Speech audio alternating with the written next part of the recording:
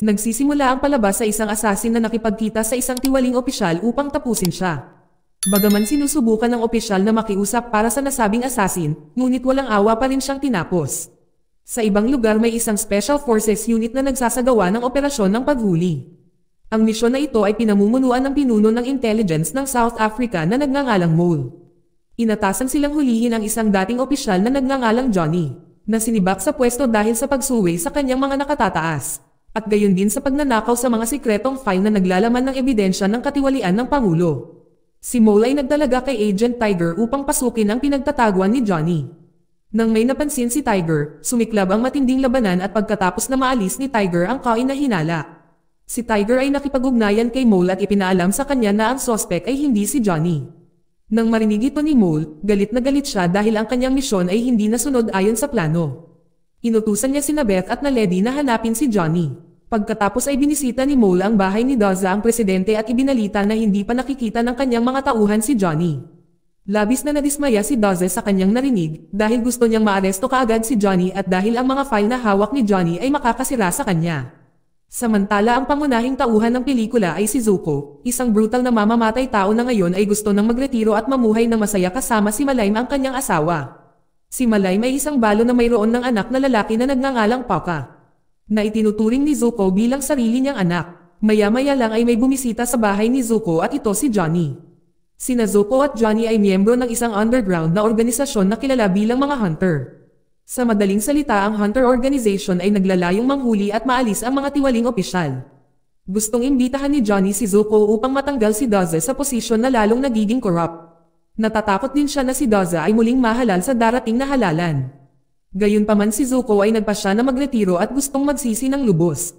At saka si Zuko ay natroma pa rin sa kanyang huling pagpatay na saksihan ng anak ng target. Simula noon ay hindi na si Zuko muling pumatay. Pagkaalis ni Johnny ay nilapitan siya ni Malaym at nagtanong tungkol sa kanyang bisita. Sinabi ni Zuko na ang taong iyon ay isang ahente lamang ng sugal at dahil hindi siya interesadong sumali ay agad niya itong pinaalis. Kinabukasan, nakipag-ugnayan si Johnny sa isang mamamahayag at sinabing mayroon siyang mahalagang impormasyon tungkol sa maling gawain ni Daza. Samantalang si Zuko ay dinadala si Paka sa paaralan, talagang tamad si Paka na mag-aral at mas gusto ang paghahardin. Sa katunayan hangad ni Paka na maging pinakamatagumpay na hardenero sa Africa. Gayunpaman, hinihikayat ni Zuko si Paka na mag-aral ng mabuti, dahil mahalaga ang pag-aaral para maiwasan na malinlang. Pagkatapos noon ay sinamahan ni Zuko si Malaym sa palengke dahil may tindahan siya ng damit na pinamamahalaan. Samantalang si Zuko ay nagtatrabaho bilang tindero ng isang motorcycle dealership. At nitong mga nakaraang araw ay naging masipag si Zuko at Malaym na kumita ng pera para sa kanilang pondo para sa kasal. Dahil tumataas na rin ang halaga ng gastos ng kasal. Sa kabilang banda ay matagumpay na nahanap ni Beth ang kinaroroonan ni Johnny at walang pagkaantala ay nagsimulang magpadala ng mga tropa para hulihin si Johnny. Gayunpaman alam na ni Johnny na sinusundan siya, kaya agad siyang umalis bago pa mapaligiran ang kanyang kinalalagyan. Binisita ni Johnny si Zuko sa kanyang pinagtatrabahuan at ipinaalam kay Zuko ang tungkol kay Mole na humahanap sa kanya. Nang marinig ito ni Zuko kaagad na pinaalis si Johnny, dahil ayaw niyang masangkot sa gulo. Gayunpaman kailangan talaga ni Johnny ang tulong ni Zuko, lalo na't matanda na si Johnny at may sakit na cancer. Nakiusap si Johnny kay Zuko na ipagpatuloy ang kanyang misyon. Bago umalis naglagay si Johnny ng susi sa bulsa ni Zuko, at sinabing kunin niya ang laman ng locker sa paliparan. Sa loob ay isang mapa na nagpapahiwatig ng lokasyon ng isang flash drive. Hinihiling niya kay Zuko na kunin ang flash drive na naglalaman ng ebidensya ng katiwalian ni Daza. Pagkatapos dapat ibigay ni Zuko ang mga file sa isang mamamahayag upang maikalat ang mga nilalaman nito. Habang si Mole ay naghinala sa relasyon sa pagitan ni Johnny at Zuko. Kaya inutusan niya ang kanyang mga tauhan na subaybayan silang dalawa. Sa madaling salita si Johnny ay naabutan sa abandonadong tulay ni Tiger. Doon ay hiniling niya kay Johnny na sumuko, ngunit pinili ni Johnny na magpakamatay. Pagkatapos mamatay ni Johnny hinanap nila sa kotse ang mga file at flash drive ngunit hindi nila nakita ang flash drive na hinahanap ni Mole, syempre ikinagalit ito ni Mole. Sa kabilang banda ay nagpasya si Zuko na wag muna magretiro at ipagpatuloy ang misyon ni Johnny. Bago kumilos si Zuko, ay nakipag-ugnayan siya kay Malaym upang magpaalam. Dito si Malaym ay hindi pa alam na si Zuko ay isang assassin. Ngunit mukhang nag-aalala siya dahil sinabi ni Zuko na gagawin niya ang isang bagay na lubhang mapanganib. Pagkatapos ay pumunta si Zuko sa airport at kinuha ang bag na binanggit ni Johnny. Ngunit sa kasamaang palad ay nagpadala si Mole ng 2 tao upang hulihin si Zuko. Napilitan si Zuko na pumatay ng walang awa at syempre hindi inaasahan ng mga agent na si Zuko ay isang napakalakas na tao. Dahil dito agad na nag-deploy ng mas maraming tropa ang panig ni Mole. Ngunit sa kabutihang palad ay nakatakas si Zuko sa pamamagitan ng pagpasok sa isang kotse. Sa ibang lokasyon si Mike na isang senior journalist, pagkagising niya nakatanggap si Mike ng voice message mula kay Johnny. Mahalagang humihiling sa kanya na maghiganti kay Doza. Dahil lumalabas na sinira ni Doza ang karera ni Johnny bilang isang mamamahayag. Noong una ay binaliwala ni Mike ang mensahe mula kay Johnny at itinuturing itong isang scam. Ngunit noong gabing iyon ay pinanood ni Mike ang balita na nag-uulat ng pagkamatay ni Johnny. Bukod pa rito ay nalaman ni Mike na si Johnny ay isang takas na nagnakaw ng mga sikreto ng gobyerno. Kusang pumunta si Mike sa kanyang opisina na katatapos lang niyang itayo. Matapos ang kanyang lumang kumpanya ay nalugi. Doon ay nakahanap siya ng isang intern na nagtatrabaho pa rin. Kaya pinainom siya ni Mike ng mapait na kape. Pagkatapos ay hiniling din ni Mike sa intern na kolektahin ang lahat ng impormasyon na may kaugnayan sa pagkamatay ni Johnny. Ilang sandali matapos tumawag si Mike sa isang pulis na kilala niya. Nagtanong siya tungkol sa pagkamatay ni Johnny. Ngunit kakaiba ang himpilan ng pulisya ay wala pang hinala sa kaso, maliban na lamang na iniutos ni Beth ang pulisya na arestuhin si Zuko na ngayon ay itinuturing na isang pambansang pag-anti. Samantala si Beth ay sinusuri ang mga aktibidad ni Johnny bago ang kanyang kamatayan sa pamamagitan ng mga pag-record ng CCTV. Si Johnny ay nakikitang bumibisita sa bahay ng isang dating foreign minister. Pagkakita nito ay inutusan ni Beth ang kanyang miyembro na iulat ang recording kay Mole. Kasabay nito si Malaym ay labis na nag-iisip at nag-aalala sa kaligtasan ni Zuko. Bukod sa pag-aalala ay napagtanto din niya na si Zuko ay may sikretong trabaho na hindi niya alam. Nang makita ni Paka ang kalagayan ni Malaym ay agad niya itong sinamahan at sinabing tiyak na magiging maayos si Zuko. Hindi nagtagal ay bumisita ang mga subordinate ni Tiger sa bahay ni Malaym at nang walang pag-alinlangan ay pilit nilang dinala si Malaym at Paka. Pagdating sa opisina ng Intel, si Tiger ay nagtanong kay Malaym tungkol kay Zuko. Sinabi rin ni Tiger na si Zuko ay sangkot sa isang krimen. Dahil siya ay nagnakaw ng mga lihim ng estado, kaya nagtanong si Tiger tungkol sa kasalukuyang lokasyon ni Zuko. Kahit na pinilit magsalita ay pinili ni Malaym na manahimik dahil wala siyang ideya. Pagkatapos ay bumisita si Mole sa bahay ni Doza at sa hindi inaasahang pagkakataon ay katatapos lang maligo ni Doza at naglakad patungo kay Mole na walang damit. Siyempre nagtakip agad si Mole ng mukha, dito alam na ni Doza na nakipagkita si Johnny sa ministro. Si Doza sa kainutusan si Mole na imbestigahan ang ministro sa lalong madaling panahon. Bukod sa pag-uutos ay binigay din ni Doza kay Mole ang mga larawan ng ama ni Mole na minsang sumuporta sa pamahalaang autoritaryan noong nakaraan. At kung ang mga larawan ay kumalat, si Mole ay maaaring makulong at makondena ng lahat ng mga taga South Africa. Dahil sa panahon ng kadiliman sa kanilang bansa sila ay nagdusa ng husto dahil sa mga authoritarian leaders. Kaya sa gusto man niya o hindi ay kailangang sundin ni Mole ang lahat ng utos ni Doza para iligtas ang sarili. Sa kabilang banda ay nagtatago si Zuko sa kanyang pinagtatrabahuan sa kanya binuksan ang bag na kinuha niya sa airport, naglalaman ito ng isang mapa. Mayroon ding isang telepono na inihanda ni Johnny sa loob. Pagkatapos tingnan ang lokasyon sa mapa ay agad na ninakaw ni Zuko ang isa sa mga motorsiklo sa kanyang pinagtatrabahuhan upang pumunta sa border area upang kunin ang flash drive. Pagkatapos ay nagpasya si Zuko na magpahinga habang nagpaplano ng kaniyang gagawin. Tinawagan niya ang number sa phone ni Johnny, at ang sumagot nito ay sina Ledy. Sina Ledy ay isang membro ng Al-Kaibulan na undercover bilang intelligence agent. Sa lahat ng oras sina Ledy ay madalas na nagbibigay ng impormasyon kay Johnny. Pagkatapos ay ipinaalam ni Ledy kay Zuko na si Johnny ay napatay at ngayon sina Malaym at Paka ay nahuli na rin ni Mole. Nang marinig ang balitang ito ay hindi mapigilan ni Zuko ang kanyang galit. Gayunpaman tiniyak sa kanya ni Ledy na paprotektahan niya sina Malaym at Paka.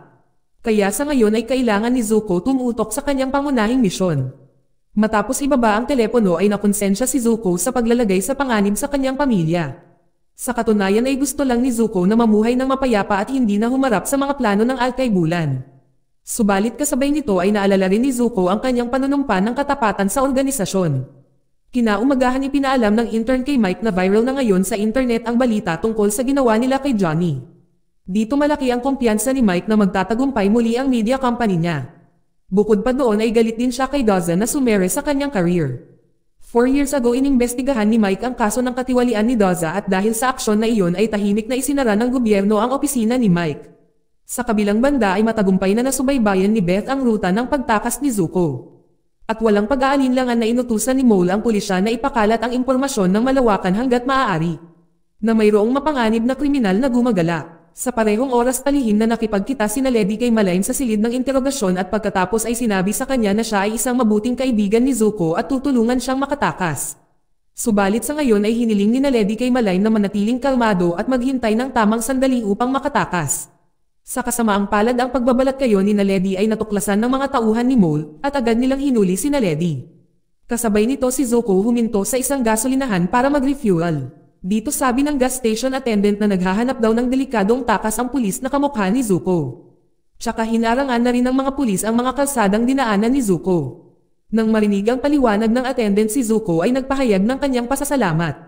Ngunit lingid sa kanyang kaalaman ay may isang babae na palihim na nagsumbong kay Zuko sa pulis sa pag-asang makakuha ng gantimpala sa pagpapalam sa kinaroroonan ni Zuko. Salamat sa ulat ng babae, at agad na hinarang ng Tiger ang daan na pupuntahan ni Zuko. Gayunpaman sa halip na bumalik, si Zuko ay nagpatuloy patungo sa puwersa ni Tiger.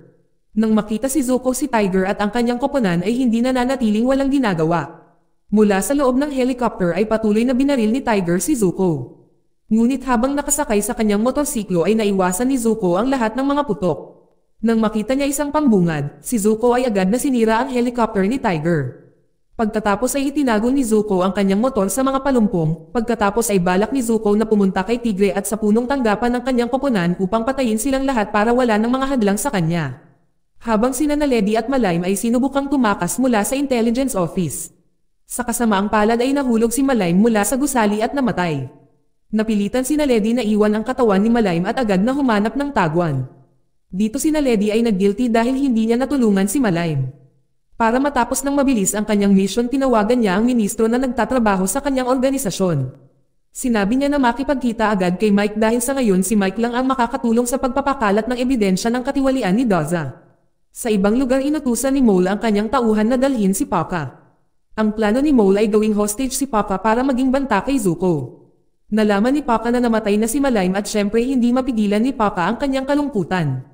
Sa kabilang banda si Mike at ang kanyang intern ay pumunta sa pinangyarihan ng pagkamatay ni Malaym upang imbestigahan ang kanyang pagkamatay. Doon nakilala ni Mike ang kanyang kaibigan na isang police officer. Ayon sa forensic report sinabi ng police officer na si Malaym ay na-detainee sa intelligence agency. At habang nag-uusap sila ay biglang nakatanggap si Mike ng tawag mula kay na Lady na gustong makipagkita sa kanya. Nagkita sila sa isang restaurant at pinag-usapan ang mga ebidensya ng katiwalian ni Doza na malapit ng dalhin ni Zuko. Samantalang nakipagkita si Mole sa ministro sa kanyang bahay at binyantaan ni Mole na ilantad ang ilegal na negosyo nito. Kung hindi niya sasabihin sa kanya kung bakit pumunta si Zuko sa border area. Gayunpaman ay tumanggi siya na ibunyag ang anumang impormasyon. Saka inamin din niya na isa siya sa mga nagtatag ng organisasyong Al-Kaibulan na ang pangunahing layunin ay mapuksa ang mga tiwaling opisyal upang maging maunlad na bansa ang South Africa. Dito binanggit din niya ang mga krimen na ginawa ng ama ni Mole na natural na ginawa. Nagalit si Mole hanggang sa puntong nawalan siya ng kontrol at walang habas na pinatay siya. Sa ibang lugar palihim na pinasok ni Zuko ang punong tanggapan ni Tiger at agad na pinatay isa-isa ang kanyang mga tropa. Matapos paksain ang lahat ng mga sundalo, sinadya ni Zuko na barilin si Tiger at sumiklab ang labanan. Bagamat sa una ay nalulula si Zuko, sa huli ay nagawang matalo ni Zuko si Tiger. Pagkatapos, nang hindi na nag-aksaya ng oras ay pinilit ni Zuko ang mga tauhan ni Tiger na dalhin siya sa border area gamit ang isang helicopter. Habang si Mole ay nakatanggap ng ulat na sinalakay ni Zuko ang punong tanggapan ni Tiger at malapit na niyang makuha ang flash drive. Inutusan ni Mole ang kanyang mga tauhan na itago si Paka, dahil gagamitin nila si Paka para takutin si Zuko. Sa kabilang banda ay matagumpay na nakarating si Zuko sa border area na naging headquarters pala ng Al-Kaibulan. Gayunpaman ang mga pinsalang natamo ni Zuko, habang nakikipaglaban sa Tiger ay naging sanhi ng kanyang pagkahimatay. Buti na lamang at may mga miyembro ng organisasyong Al-Kaibulan na tumulong sa kanya. Nang makabawi si Zuko ay agad niyang kinuha ang flash drive at naghanda para bumalik sa South Africa. Bago umalis ang isa sa mga miyembro ng Al-Kaibulan ay nagbigay sa kanya ng isang sibat na signature weapon ni Zuko noong siya ay aktibo pa bilang isang assassin at di umano ay armas na ito, na ipinasa mula sa mga ninuno at may mataas na pinsala. Pagkatapos si Zuko ay nagmamadaling pumunta sa kabisera para ibigay ang flash drive kay Mike. Subalit sa daan ay nakatanggap si Zuko ng tawag mula kay Mole, sinabi ni Mole na namatay si Malaym at nasa panganib si Paka. Kung gugustuhin ni Zuko na iligtas si Paka kinailangan niyang ibigay ang flash drive. Nang marinig ang masamang balitang ito ay mahirap kontrolin ang isip at emosyon ni Zuko. Samantalang si Tiger ay nagbabala kay Mole na mag-ingat dahil tiyak na maghihiganti si Zuko. Tinawagan ni Zuko si Mike at pinakiusapan siya na magkita sila. Sinabi ni Zuko na ibibigay niya ang flash drive basta willing si Mike na tulungan siyang mahanap si Sokka. Nang walang pag-aalinlangan pumayag si Mike na tulungan si Zuko na mahanap si Sokka. Si Mike saka dinala si Zuko kung saan sina Lady. Humingi siya ng paumanhin sa pagkamatay ni Malime. Ngunit sinabi ni Zuko na ang insidente ay hindi kasalanan ni Lady. Pagkatapos ay binuksan nila ang laman ng flash drive at gaya ng sinabi ni Johnny. Lahat ng mga files sa loob ay ebidensya ng mga krimen ni Doza mula sa maling paggamit ng katalinuhan sa katiwalian. Hanggang sa mga video scandal ni Doza, sa pamamagitan ng flash drive nalaman din nila ang address ni Doza na nakatago sa isang malayong lokasyon. Ayon kay Naledi may posibilidad na doon din si Sokka. Dahil dito tahimik na pumasok si Zuko habang tinapos ang lahat ng mga gwardya. Pagkapasok ng bahay ay agad na itinutok ni Zuko ang kanyang sibat kay Doza at nagtanong tungkol sa kinaroroonan ni Sokka. Gayunpaman ay tumanggi si Doza na sabihin kay Zuko kung nasaan si Sokka. Sa halip ay nagbanta si Doza na papatayin si Zuko dahil papunta na ang kanyang mga tauhan. Pagkatapos ay sinabi ni Zuko na ang isang tulad ni Doza ay hindi karapat-dapat na maging pangulo lalo na't sa kanyang panunungkulan at pagnanakaw ng pondo ng estado para mamuhay ng marangya. Sa kasamaang palad ng papatayin na ni Zuko si Doza, si Tiger at ang kanyang koponan ay dumating. Kalaunan ay ipinagpatuloy ni Zuko ang laban, matapos ang mahabang panahon na lumaban ay kinuha ni Zuko ang kanyang sibat at tatapusin na sana si Tiger. Ngunit sa parehong oras ay dumating si Mole kasama si Sokka. Nagbanta siya na papatayin niya si Sokka kapag hindi ibinigay ni Zuko ang flash drive, buti na lang maliksi si Sokka para makawala. Sa kabilang banda si Doza ay nag-utos kay Mole na barilin si Zuko. Ngunit galit na si Mole kay Doza dahil palaging kumikilos si Doza bilang isang traidor. Binaril ni Mole si Doza nang walang pag-aalinlangan. Buti na lang at dumating si Naledi sa tamang oras at nagawang mabaril si Mole. Dahil kung hindi mawawalan ng kontrol si Mole at tatapusin ang lahat ng nandoon. Bago umalis ay tinutok ni Naledi ang baril kay Tiger. Ngunit hiniling ni Zuko na huwag patayin si Tiger. Dahil sumusunod lang siya sa mga utos ni Doza. Kinabukasan naglathala si Mike ng balita na naglalantad sa lahat ng mga krimen ni Doza. Bilang resulta maraming opisyal ng gobyerno ang inaresto kasama si Doza. Samantala dinala ni Zuko si Sokka pabalik sa kanyang bayan at nagpasyang magsimula ng bagong buhay. Dito nagtatapos ang pelikula. Salamat sa panonood kaibigan.